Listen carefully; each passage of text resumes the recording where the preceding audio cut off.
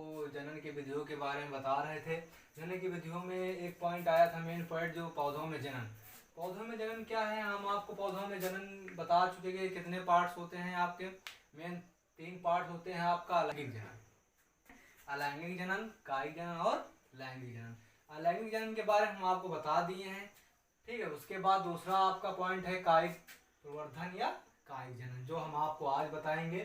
तो देख लीजिए, कायिक जनन क्या है, यह अलैंगिक जनन का ही रूपांतर है, ठीक है। जनक पौधे के कायिक अंगों द्वारा नए पादपों का पुनर्जनन कायिक जनन या कायिक प्रवर्धन कहलाता है, ठीक है।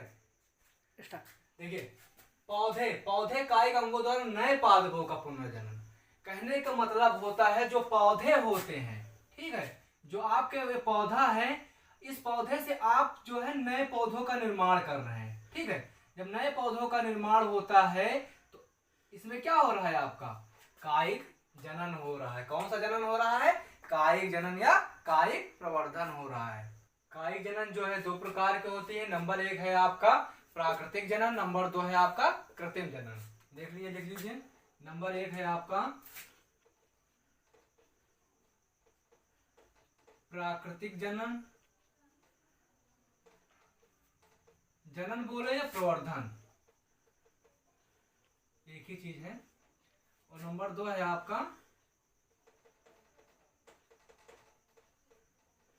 कृत्रिम जनन या प्रवर्धन।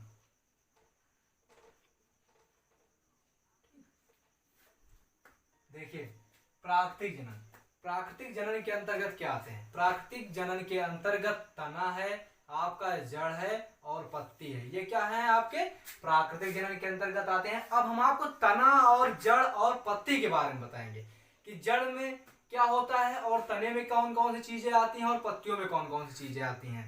देखिए, प्राकृतिक तना, ठीक है, प्राकृतिक तना कितने भाग होते हैं, 3 भाग होते हैं। नंबर 1 है आपका तना, नंबर 2 जड़, नंबर 3 पत्ती। अब देखते हैं तना। अब यहाँ पे तना जो है, तना के भी 2 भाग होते हैं। आपका आ जाएगा भूमिगत तना, नंबर 2 है अर्धवायवीय तना, फिर उसके बाद आ जाएगा जड़ में आपका आ जाएगा शकरकंद, शतावर। कहने का मतलब है जड़, जो जिसमें जड़ें पाई जाती हैं, जिस पौधों में जड़ें पाई जाती हैं वो पौधे जड़ के अंतर्गत आते हैं, ठीक है, जिसमें आपका शकरकंद हो जाएगा और शतावर हो जाएगी। पत्ती, ब्रायोफिल्लम, पत्र कलिकाएं, पत्तियों के अंतर्गत क्या आती हैं, ब्रायोफिल्लम और पत्र कलिकाएं।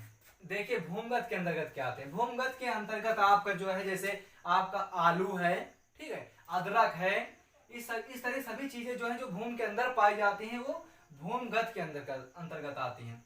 उसी तरह आपका अर्धवायवीय तना, जैसे आपका घास फूस है, ये सब किसके अंतर्गत आते हैं, अर्धवायवीय तना के अंतर्गत। अब इसमें जड़ में आपका शकरकंद है।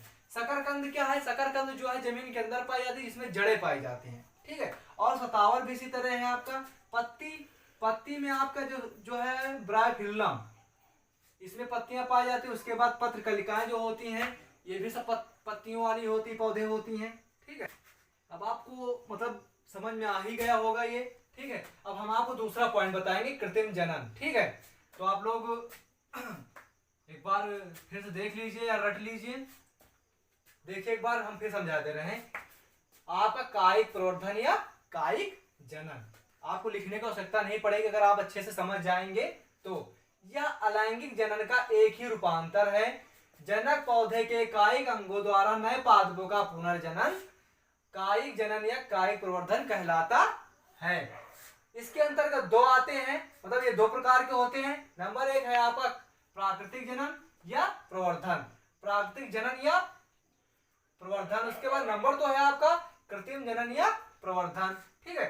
अब देखिए, प्राकृतिक तना या प्राकृतिक जनन के अंतर्गत जो है, ठीक है, या प्राकृतिक तना भी बोल सकते हैं। अब इसके अंतर्गत क्या आता है, आपका तना आता है। तना में आपका आएगा भूमिगत तना, नंबर 2 अर्धवायवीय तना, ठीक है, ये आपके तना के अंतर्गत आएंगे, ठीक। तना में 2 तना जो है, तना के अंतर्गत 2 चीजें आती हैं आपके, भूमिगत तना है और अर्धवायवीय तना है।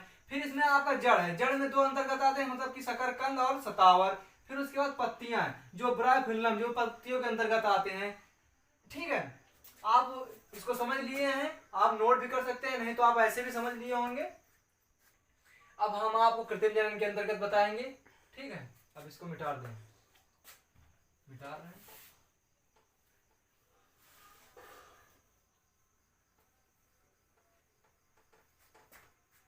देखिए कृत्रिम जनन नंबर 2 है आपका कृत्रिम जनन। कृत्रिम जनन के अंतर्गत आपका आ जाता है, ये मतलब कहने का मतलब ये 6 भागों में है। कृत्रिम जनन कितने प्रकार के होते हैं? 6 प्रकार की होती है, 6 भाग होते हैं इनके, आप कुछ भी कह सकते हैं। नंबर 1 है आपका रोपण, नंबर 2 है कलिका रोपण, नंबर 3 है कलम लगाना, नंबर 4 है दाब लगाना, नंबर 5 है वायु दाब अथवा गूंठी बांधना, नंबर 6 है आपका शाखा बंधन या अंतःचापन। देखिए अब इनके भागों के बारे में जानकारी ले लीजिए आप लोग। रोपण, रोपण क्या होता है? इसमें जो होता है, जो पौधे होते हैं निम्न किस्म जो होती हैं वो उत्तम किस्म में परिवर्तित की जाती हैं।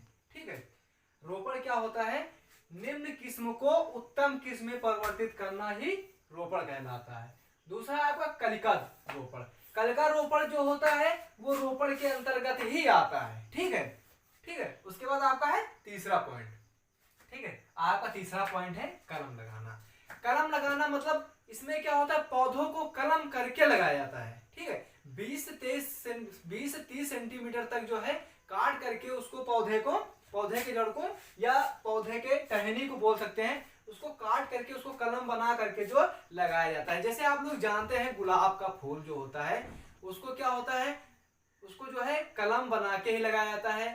ठीक है, गुड़हल का है आपका, गुड़हल को भी आपको कलम बना के ही लगाया जाता है। फिर उसके बाद आप एक नाम सुना होगा सहियन बोलते हैं, देहात में बोलते हैं ना सहियन, जो खाया जाता है सब्जी बना करके। ठीक है, दाब लगाना। दाब लगाना क्या है? मात्र पौधों से जुड़ी हुई शाखाओं को विकसित करने की क्रिया को हम दाब लगाना कहते हैं। उसके बाद अगला पॉइंट है आपका 5 नंबर। 5 नंबर क्या है? वायु दाब अथवा गूंठी बांधना। इसमें क्या होता है? इनकी शाखाएं जो होती है काष्ठी वृक्षों में प्रयोग की जाती हैं। इसमें क्या होता है? इनमें जो होता है काष्ठी, इसमें दाब होता है, इसमें गांठियां होती, तो इनको जो है सीधे प्रयोग नहीं किया जा सकता है। ठीक है, इसमें गांठ बांधकर जो है इनकी शाखाओं को मोड़ा जाता है। ठीक है, आपका लास्ट पॉइंट है शाखा बंधन। शाखा बंधन आपका जो है ये जो है आपके रोपण के अंतर्गत आता है। हमने रोपण और कलिका रोपण के बारे में बता दिया, दोनों एक ही जैसे हैं। उसी तरह आपका शाखा बंधन भी है। ठीक है, तो आप इसको कर लेना, अपने हिसाब से समझ लेना।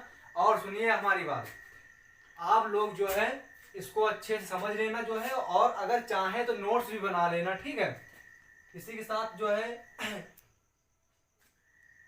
इसी के साथ हम अपने स्टेप को यहीं पर समाप्त करते हैं। आगे हम आपको कल पढ़ाएंगे। ठीक है, इसी टाइम जो है आप हमारे चैनल को सब्सक्राइब करना और बेल आइकन दबाना मत भूलें।